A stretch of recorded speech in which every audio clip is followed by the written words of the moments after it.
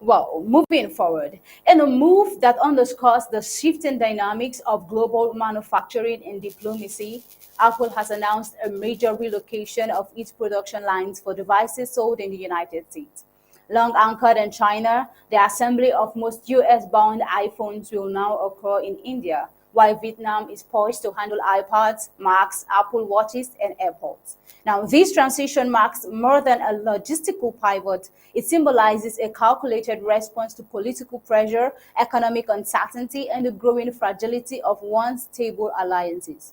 At the heart of this shift is a broader trade philosophy that sees global interdependence as a vulnerability rather than a strength.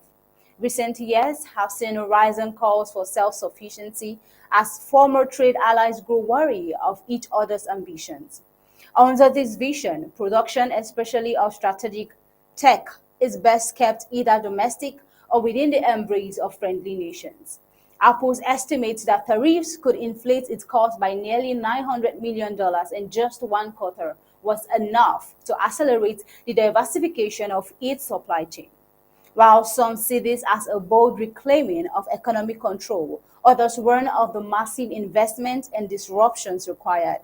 Apple CEO Tim Cook, once a vocal defender of China's unmatched manufacturing scale, now champions a new direction. We do expect the majority of iPhones sold in the US will have India as their own country of origin, he stated. Also noting that Apple will pour $500 billion dollars into projects across the United States in the next 4 years. Now, this comes as Apple shares, rattled by previous tariff threats, are slowly regaining ground. Yet, not everyone is convinced this reshuffle offers true security. Economists caution that shifting production doesn't erase dependence, it merely redistributes it. Vietnam and India still rely on components and raw materials sourced from the same global web.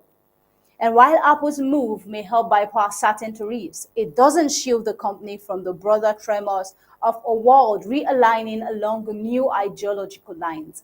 This realignment took a sharper turn recently with the Signal chat leak, where internal messages from defense-linked advisors suggest that key U.S. firms should limit technology transfers to Asian partners, citing national security risks. Also, critics argue that this stokes xenophobia and undermines the cooperative spirit needed to navigate 21st century challenges. Also, Vice President J.D. Vance, in a heated defense, claimed that safeguarding America's technological sovereignty was not about the vision, but a preservation, a firewall, he said, not a fortress. Meanwhile, military planners are watching these economic moves closely. Devices like iPhones, while consumer products carry critical technologies from encrypted chips to location tracking that could theoretically be explored. The relocation of their production has implications for supply chain security, especially in times of geopolitical tension. One former Pentagon official remarked, every factory built outside of China is a strategic advantage even if it costs billions. Now, diplomatic cycles are quietly acknowledging that the supply chain is no longer just about efficiency, it's about alignment. Nations like India and Vietnam are being elevated, not just for their labor costs, but for their geopolitical reliability.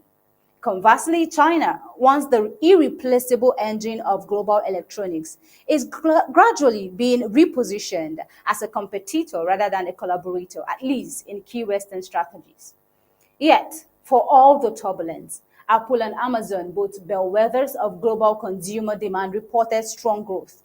Apple's revenue rose 5% year over year to $95.4 billion, dollars, while Amazon soared by 9% to $155.7 billion, dollars, with profits climbing more than 60%. Now, the consumer seems unfazed, at least for now.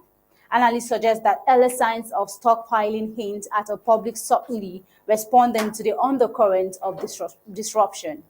Ultimately, the story of Apple's manufacturing shift is not just one of economics, it's one of ideology. One vision prizes national self-reliance and economic walls to guard against rising threats. Now, the audio argues for flexible resilience within an open, interconnected world. Now, both camps agree on one thing: the old rules are gone. What remains is a complex chessboard, where every factory, chip, and handshake carries new weight.